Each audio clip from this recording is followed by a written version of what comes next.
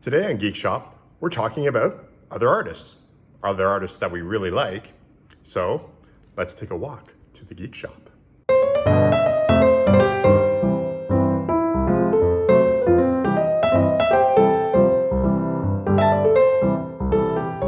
Hi, welcome to another episode of Geek Shop. I'm Chetan and my colleague Chris. Hey everybody. Welcome, and today we're going to talk about artists who influences us. Other artists. Other not artists. us. Other artists who influences Yeah, us. exactly. And who inspired us to do our own comics, animation, artwork, basically. So Chris, Yeah. who influenced you when you were growing up? So as we mentioned in this podcast a few times, I sort of grew up with animation being my go-to thing. Comic books was something I've always enjoyed, but not something that I thought I would ever like. Always thought I could participate in it, but it wasn't like my passion when I started out. It was animation was where I was at. So I'm going to hear Chuck Jones, right? Chuck Jones is definitely in that mix. Tex Avery, early Disney stuff was definitely like the Nine Old Men. So Frank Thomas and Ollie Johnson were like huge, particularly when I was studying and I actually learned the names. Because the one thing about animation, a lot of animation suffers from the same thing that Marvel Comics suffers from, in that most little kids think Stan Lee wrote and drew every single comic book. Yes. Because he's sort of he's the face of the company. So when you're really little, you don't think of anybody except Walt Disney making Walt Disney cartoons, even though he barely drew any of them. I mean, Mickey Mouse was invented by Iwerks, not Walt. So here's a question: at what age did you know this is a, Walt? Hey, Tex Avery did this. At what age did you know that? Well, I knew that other people did it pretty early on in my life, only because I had a family friend who was an animator, who was a big influence on me, and Willie. Hey, Willie, if you're watching. And so I learned early on that there was sort of like, it wasn't just one guy, that it was a team. But I would say that I was like, probably, I was young. I was before my teens, but just before, like just when you sort of start learning about the world. So I sort of learned that fairly early, but I didn't know the names until probably I was a teenager or in my 20s, like where I actually sort of went there and went, oh, I like that style. I like that animator. And that didn't happen. So did you do like I did, where, watch cartoons to the very end, and when you see, all the listing storyboard artists, animators, and go, oh, these are the guys who created this. Yeah, and I started to like, the good thing about animation is there's a lot of, and it's the same with comic books as well, but there's a lot of books if you actually do some research into it, and there's books about like the guys who have been doing it, particularly in the last 40 years. There's been a lot of books made about the guys who actually make it, and so I was able to like find stuff about them, and again, because it's a visual medium, a lot of the books have their drawings, and so I was able to learn styles fairly quickly about like Chuck Jones, what Chuck Jones looks like compared to Tex Avery, or compared to Frank Thomas and Ollie Johnson, like all their art styles. I was sort of able to learn it pretty quick. So see, that's good because that's good because during at a younger age, you do watch, when you do look at some of the drawings and stuff, you can tell, in the beginning, you think, okay, this is all house style and stuff, but then you pick up on the styles of individual artists. Yeah. The other thing in comic books, the first artist that I really got into and that I was like, this is the guy in comic books, was Sergio Aragonis. Very good. Yes. For Gru. Like, Gru was one of the first comics I ever collected. Like, the only comics that I have, like, from my childhood, I have about maybe 20 comics from my childhood, that have no covers and everything's ripped up and everything like that. And exactly. I'd say half of those comic books that I still have are Gru comic books. And this is not, I was looking for, I pulled these out 2 days ago just to look at the Gru comics. So Gru was like one of my early influences, and I think part of it might have been the cartoony style. I think that's always been something that I've gravitated towards. but also because I think I looked at his stuff and I was like, this is nothing like the superhero style. Like the rest of it is sort of white noise. Like, and I'm not saying to, but as a little kid, you can't tell the difference between an X-Men comic and a Justice League comic. They all kind of look the same as a little kid. But Gru, like, there's no way you could mistake that for like an X-Men comic or another thing. But let me ask you this, Sergio Aragonés, did you notice his work in Gru? Because I noticed his work in Mad Magazine. Yeah, I might have like Mad and Gru. I probably got into them around the same time. Okay, because I'm older than you, so Mad. That's when Sergio was on there, Mort Drucker and Jack Davis and all those guys. But I remember Sergio's work for Mad years ago. Yeah, I think Mad was an interesting thing. Like that was actually something that, it did show you the different styles, and I think part of the reason maybe I got into Sergio was because he was the first Mad artist, like a different style of artist that I could see outside of Mad Magazine. Like Mort Drucker and a lot of those guys, at least from where I came from, the comic books I saw, I didn't see their stuff on the comic book shelves. No. But I did see Gru. So I did see Gru, and so sort of maybe it was part of it was that transition. Like maybe in my head, because I've been reading Mad Magazine forever, before I even understood most of the jokes, I would read Mad Magazine. And then, so I think maybe part of it was I remembered it and even subconsciously remembered it and sort of went, oh, that's appealing to me. And maybe the appeal came from reading Mad magazines. But he was a big one that influenced me. And even, it's funny because having that different style, a lot of the artists that I like, not necessarily that influence me, if you say that, like I don't actually draw my style off of them, but if you think about them, they have a bit of a different style. Like I love Sam Keith's artwork. Yes. And his stuff is just so wacky and different and cartoony too. And it's non-traditional style. Yeah. So a lot of the house style guys I didn't really get into like for comic books until I was much older and sort of seeing the differences and stuff. Animation, I definitely got into that. Like I could get to the point with animation where I could tell a scene was done by a certain animator. So it was like super clear. But for comic books, it came a little later just because I didn't get into like Marvel and DC stuff. Like there was certain stuff I like, but I would always get into. I'd rather have a Simon Beasley or a Sam Keith when I was younger, and a Sergio Aragonés than any of the other sort of more house style. Yes, it just wasn't my thing. So, but how about you? What was your first sort of earliest influence times? Like what was the first artist you realized? First artist, and this is not going on Mad Magazine. I do remember Sergio Aragonés and those guys bought Crack Magazine, John Severin. I remember looking at his work, and as a young teenager, blew me away because the art style and he used I think dual shade paper a lot of his work on, and just the inking, craftsmanship, everything about him just blew me away in the beginning. It's like when you're a teenager, it's like wow. And one of my all-time favorites, I have his artwork back here, George Perez.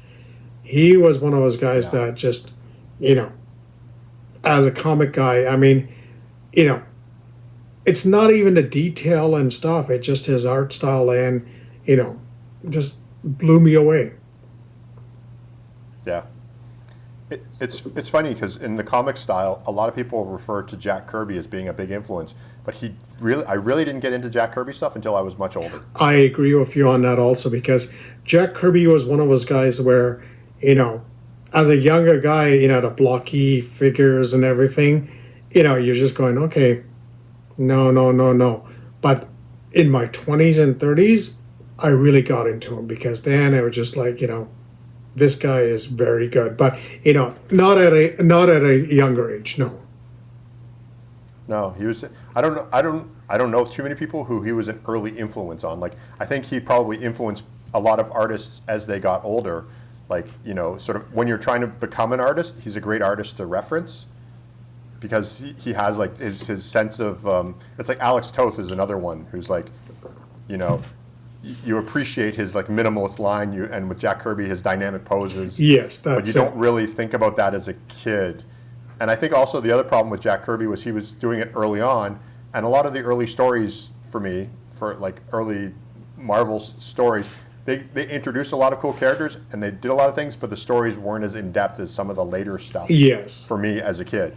And for me, I think when I was looking at a lot of Kirby stuff at that time, it was later in his career. So, like, I hate to say it, superpowers and some of the Marvel stuff where, you could tell, he was getting to age, it was affecting his style and stuff. But, he wasn't an influence for me at a younger age, but I would say George Perez, John Severin, even John Byrne. I remember, looking at his work and going, hey, wow, this is good, Yeah, yeah. The thing about Perez for me, and he was, I got turned off of his artwork for a little while because it was so good. Like, it was almost intimidating. Like, it was almost like, this is what I have to achieve to be an artist, and I don't think I can do that. Whereas I looked at some other artists, and I sort of went, okay, I can kind of see how that works.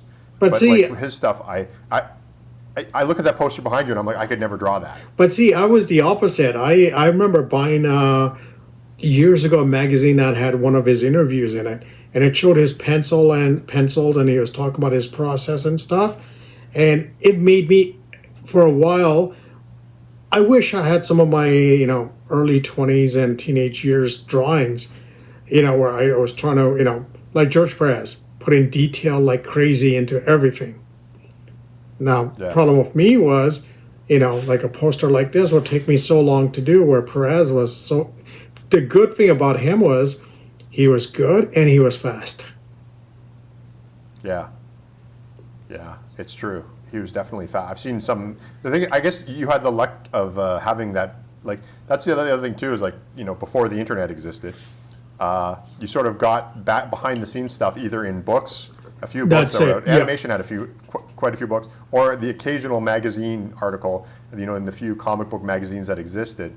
And so, if you didn't come across something like that, like if I maybe had come across an interview with Perez and saw his construction, and maybe I'd go, hey, this is achievable.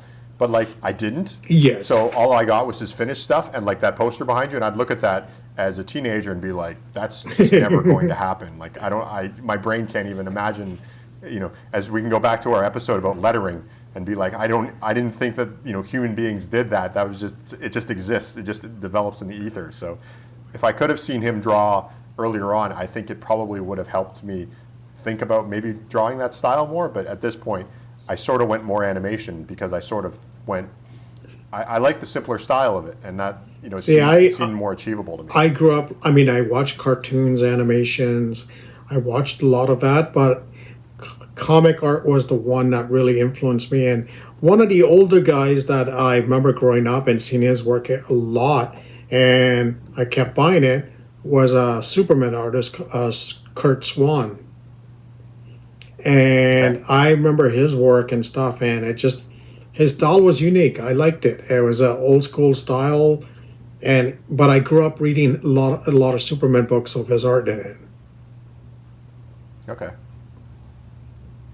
That's and as far as like, did you have any like teachers and stuff when you were either growing up or even in college that sort of influenced you as well?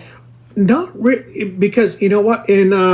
There was a teacher at OCAD, Ontario College of Art and Design in Toronto. His name was Robert Berger, and he was an illustration teacher. I had him a couple of his classes throughout the years. He was one of those guys that knew what comics were like, appreciated comics, and his artwork, his illustration work was great, but I think it was more that he appreciated the art form that we talked, but artwork wise, for school wise, not really, no.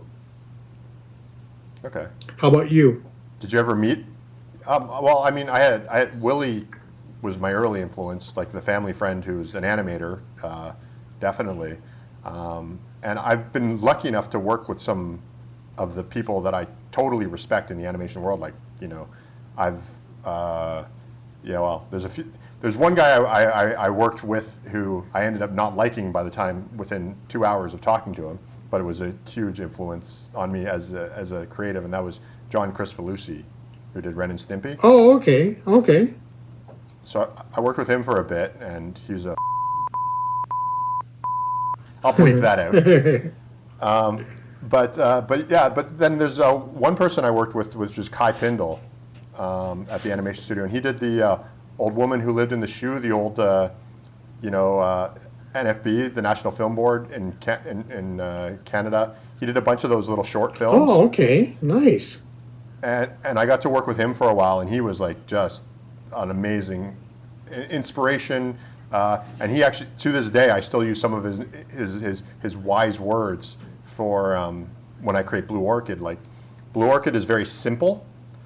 Like, I don't make it complicated. I don't make it look like a George Perez drawing, for example, because I want people to be able to maybe draw her or copy her. Oh, interesting. Easily. Okay.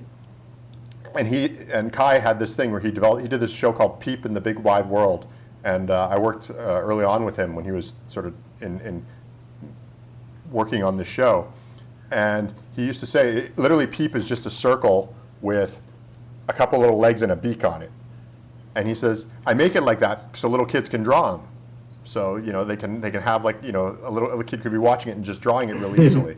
And so I sort of thought about that with Blue Orchid, and so one of the things I do with Blue Orchid, based on that sort of inspiration, is I make sure that it always looks like it's drawn. So I always, as I've said before, I shoot it on, I photograph it so you have the paper texture. I always make sure there's pencil-looking lines on it, and I try and keep it really simple because I want it to look like it's drawn. I don't want it to become this other reality thing. I want it to look like this is a drawn comic book. And that sort of comes from Kai's teaching. Oh, nice, nice. So yeah, so when I worked at the animation studio in Toronto, Red Rover, there was a lot of people, and my boss Andy Knight, he was an amazing storyteller, and so just you could sit over his shoulder and learn everything and anything. So I was lucky enough to work with quite a few people, and I still run into people, and even you guys, the Tom guys and stuff, like early on, just the fact that you guys sort of made the idea of like creating a comic book achievable, so that's a big part. And one of the guys I would say, mentioning working with, and plugging names here, one of the guys I used to work with years ago, and we're friends and got along very well, Stuart Eminem, who did Superman, Legion of Superheroes and stuff. And I mean, I remember, him seeing his artwork all the time. And when he, super nice guy and everything, and love his work also. Okay, so one of the artists I would say later on when I was introduced to his work blew me away completely was Jamie Hewlett. Yeah, I remember you had a phase, or at least I remember, like, when we were at the art store and even everything, like, you had a lot of tank girl looking stuff and all that. So. No, because his artwork was something that, I was trying to do but could not, and it's just like, wow, this guy's, just the way he penciled, inked his work, and like you said, he made it simple. And he made it detailed, but it was fun. Yeah. So here's an interesting connection between that. So my boss at the animation studio, Andy Knight, did the animation for the Tank Girl movie.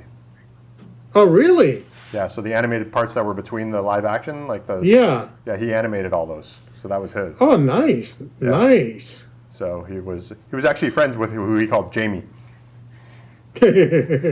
So, but yeah, so we actually used to have cells from that, from the animated part all over the studio. Oh, nice. Yeah, so I remember because I worked at the animation studio after I knew you, and it was sort of like, I sort of thought about it, I thought, oh yeah, there was a lot of Tank Girl stuff all over Curry's, and now I'm back at the animation studio, and there's a lot of Tank Girl stuff all over here, too.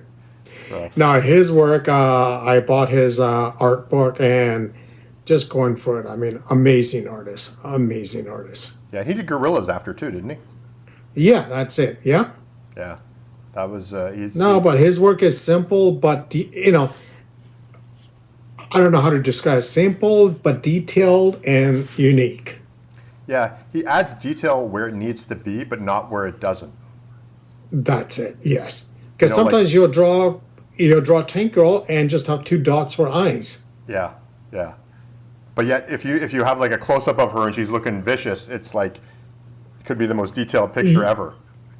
That's it. Yes. Yeah. Yeah. There's a few animators that do that too in cartoons, like Ren and Stimpy, with John Kay. But Ren and Stimpy, they would have like these really simple animation, but then all of a sudden you'd have like a close up of something, and it's like the most detailed painting you've ever seen in your life of like whatever it is up somebody's nose or something like that. But so that's a popular style. The other thing I liked about Hewitt as well is his disregard for the model sheets. So like Tank Girl would look different in like several drawings in the same comic book. Yes. And nobody really cared. Like she could change heights, she could change designs, but you knew who she was and like who the characters were. But like they didn't, like I do that in Tank Girl too, or not in Tank Girl, in Blue Orchid. I do that a little bit too, in that if you look closely at my comics, the monsters change sizes. Like I don't keep track of how big a monster is, and I use that as a storytelling thing. In that when the monsters are winning, they're bigger, but when they're losing, they get smaller compared to Blue Orchid. I never noticed that. I have to look at that now. So I actually consciously think about it. I think Jamie Hewitt did it too. Like he consciously sort of, when something's kind of goofy, it'll almost look like a comic strip from from a newspaper. But then when something's like really serious and gritty, it's like the most detailed drawing you've ever seen. And I think so. He used using different styles within his cartoon, within his comic book, to sort of work with, to help tell the story better. And there's some people who are like fixated on like, oh, well, Tank Girl is exactly this tall compared to, this person and stuff like that. But that's the Marvel and DC approach, where they have to be this height, they have to look this way, the hair curl has to be this way, where other comics, they don't care.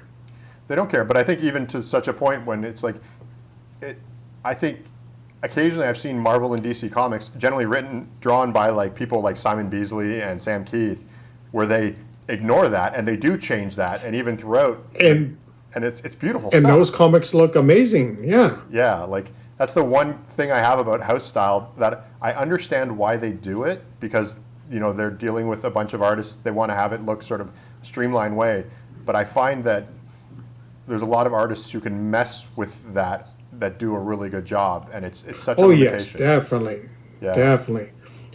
Now I have a question for you. This is going back to our previous videos we did. Artist block. Now, when you have an artist block, do you pull out art books and stuff, or watch videos, animations, or anything to get you inspired? And if you do, who do you go to?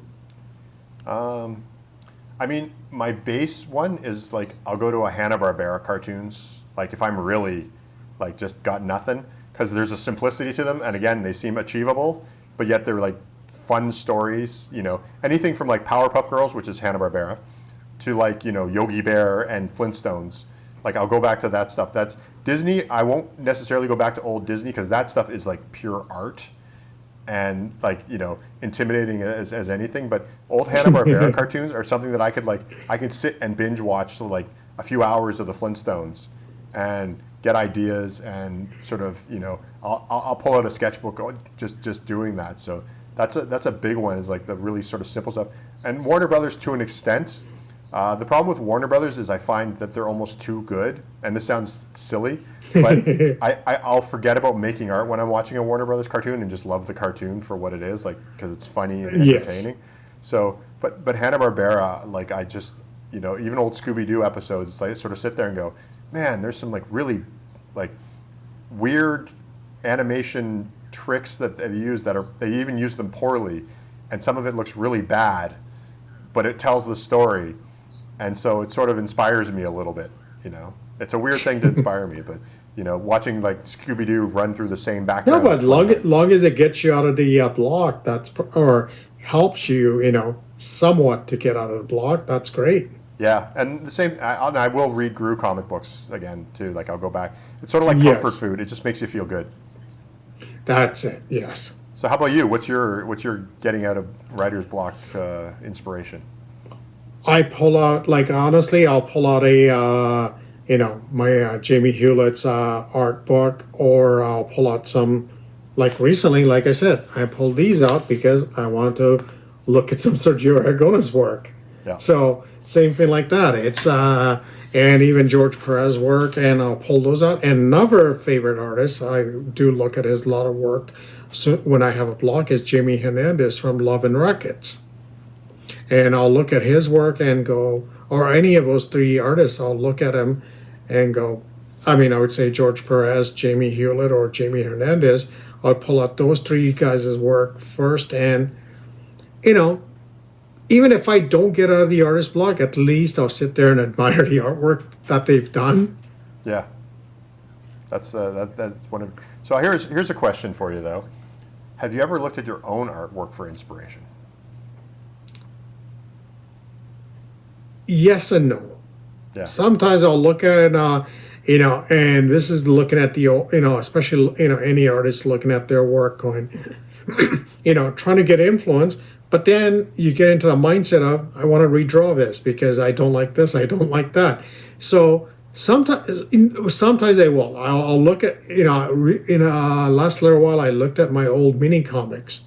Yeah. And going, you know what? And I have looked at some of them, and I'm going, you know what? Some of the styles, some of the art style I did in that, I wish I still had that style now. Yeah. Well, I mean, you can always try and go back. There's no reason you couldn't try. Yes, it's easier said than done. Yeah. I mean, I do the same thing where I sometimes also look back at my stuff as a bit of a pump up to be like, okay, I made something in the past. I can make something again. I did it once, I can do it again. So maybe, because that's, sometimes when you're working on a piece, you get lost in the story and you can't figure out how to get out, or you just think your art is crap. Sometimes I'll actually look at my old stuff and kind of, so that way I can look at my new stuff and go, oh no, I'm better. Oh, thank God. So that's kind of a nice thing too. Like every once in a while I'll look at something really old I did, I'm like, oh my God, this is horrible. And I go, well, at least I'm doing better now. And then that'll be like, okay, even though I think what I'm doing now is crap, it's better than what I was doing before. And I put a ton of work into that stuff before. So I must, things are improving.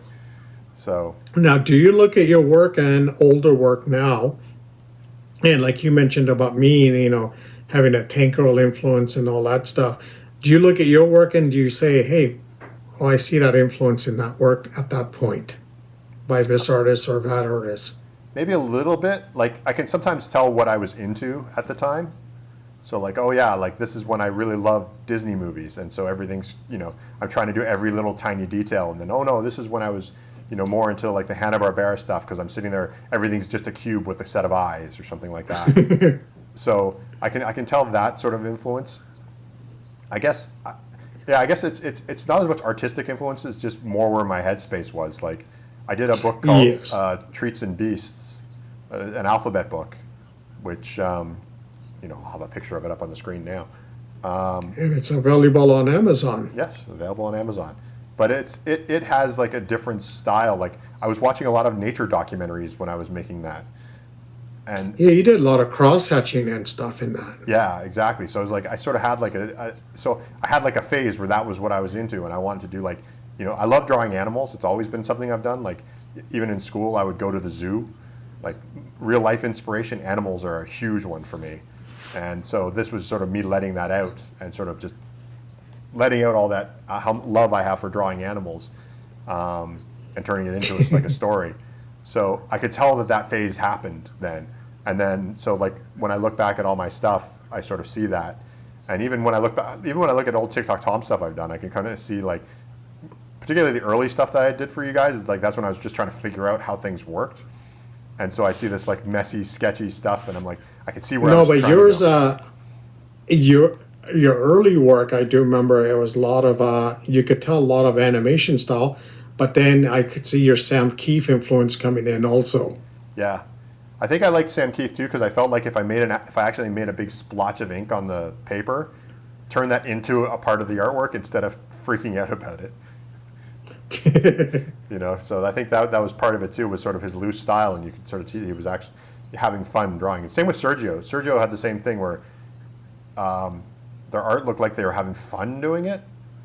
Yes, not that's sitting there measuring, you know, every single bit of it, but just sort of like, oh, this line's going to become a monster, and then you go. So let me ask you this: when you said you met the guy who did Ren and Stimpy, was he, before you met him, was he one of your icons that you wanted to meet and you know and say, hey, I want to meet this guy one day? Yeah, he was definitely like one of the, you know, it was big. If I think any animator of my generation look at Ren and Stimpy and be like, this is like groundbreaking and changes everything, and this means you don't have to be like the house style at Disney. You can do something so totally crazy and fun. So, but here's the thing, where this is the thing with artists, musicians, movie stars, and stuff. When you meet your idol, you're hoping he or she is not a biggest jerk you ever met. Yeah, it happened. I've been fortunate enough that I've met a bunch of other artists that I really respect, and they're not. And you know, I know who knows what John was going through at the time too. So maybe I don't want to pin it up and have him sue us for libel. Okay, well, no, but for me, that's when I remember years ago, local Comic-Con, George Perez was there, and I had the huge Crisis poster he did, and I had the Crisis on Infinite Earth book, and that's one of his favorite books that he's done, and so I was so nervous to go to that convention because I was thinking, what if he's a jerk? What if he's a jerk? Yep. And surprisingly, he's the nicest guy you'd ever meet. Yeah, I've heard that about him, and anybody I know that's talked to him has been like, he's exactly what you would want. Yeah, and you know what? A lot of respect for him because, when I went up to him, he started talking to me. I asked him a few questions. Super nice guy, and I remember him thanking me for coming to see him and everything. That's why I have his poster still up on my wall, Yeah. And I've had the poster for a long time because you know what? I've had experiences with artists I've really liked, went to conventions, and they're jerks, and it's like, you know what?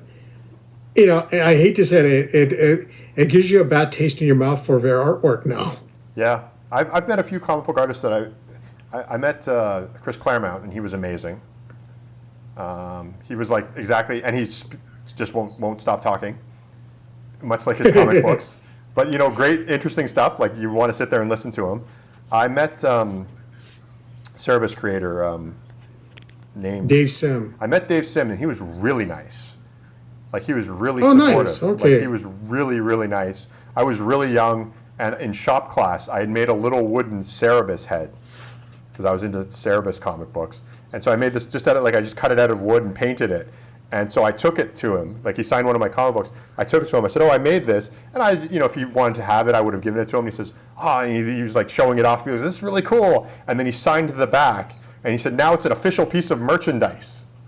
Wow, nice. And as like a little, as a kid, like I was like in my early teens, I was like, "This is so cool! It's now like official," and and so he was like so nice about it and so cool about it. So a lot of I've been lucky with a lot of comic book creators that I've met that they've been like really nice people. Yes, and one of the guys, met him when I was working at the comic shop at Dragon Lady years ago, and he used to come in all the time, and super nice guy and local artist, Ty Templeton. Yeah, Ty Templeton. I've talked to Ty Templeton many times as well.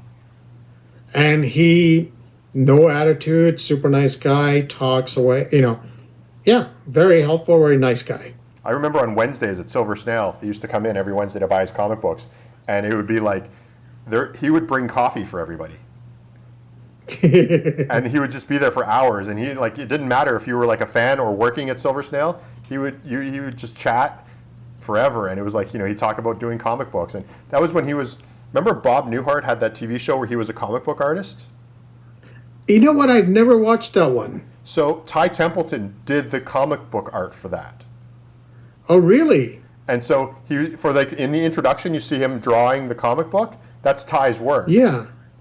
Oh, no. Okay. Never knew that. And now so I'm going to YouTube that. So he was working on that when I sort of at one of these meetings, and he was talking about that, doing that whole job, and it was so interesting.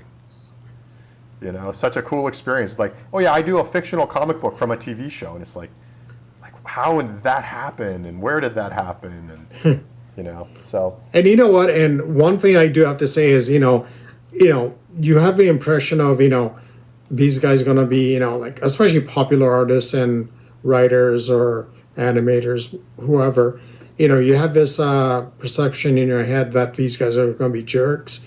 They're just going to have their head down, sign your book, and not even say hi.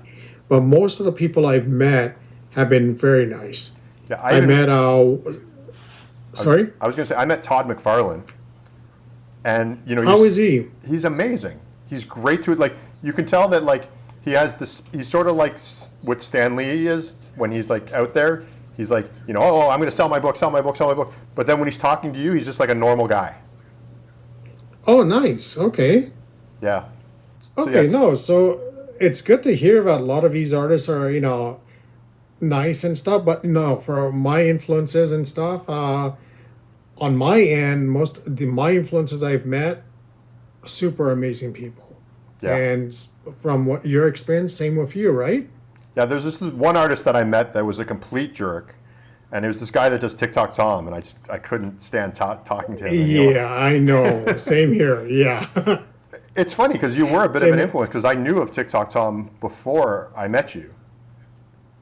Yes, you mentioned that, which which is great. It's so helps my ego. So, and deservedly so. Like, yeah, I mean, and the cool thing is you were a human being too. So it was like I met you as I saw your work and knew your books around because I'd see them on all the shelves in the comic shops.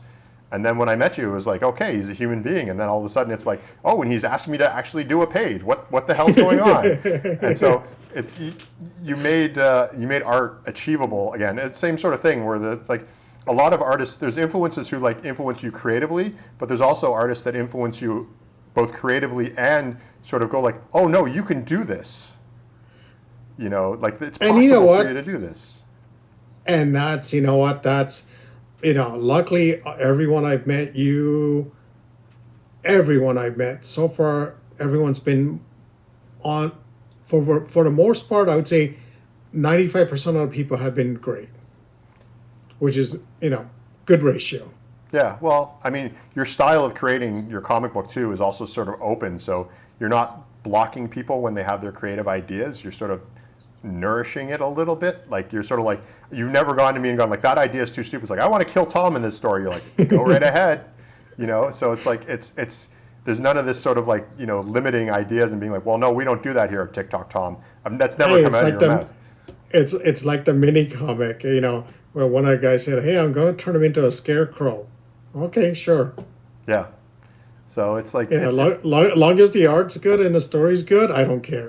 Exactly. So that's part of how you influence the artists that work with you is like this idea. So you're like, I'm not going to stop you. You do what you want, but you have to make it look good and work. And that's it. And you know what? I mean, I'm saying it as a fanboy for artists I like back here, George Perez and other artists and stuff like that, and even writers and stuff. It's the impression you get, and talking, like you said, everyone's a human being. Yeah. But you know what? We could go on and on talking about this. Yeah. Let's leave it to this, and we'll do another episode some other time continuing this. What do you say? I think that's good. And if anybody has influences for themselves in the comments or on our Instagram, let us know who they are, and maybe we'll talk about them. And experiences, with your favorite artist and favorite artists, good experiences and bad experiences. We'd love to hear it. And your experiences for meeting Chetan and the TikTok Tom guys. Any good or bad experiences of that. We want stories. We want dirt. Okay, thank you for watching Geek Shop, and we'll talk next time.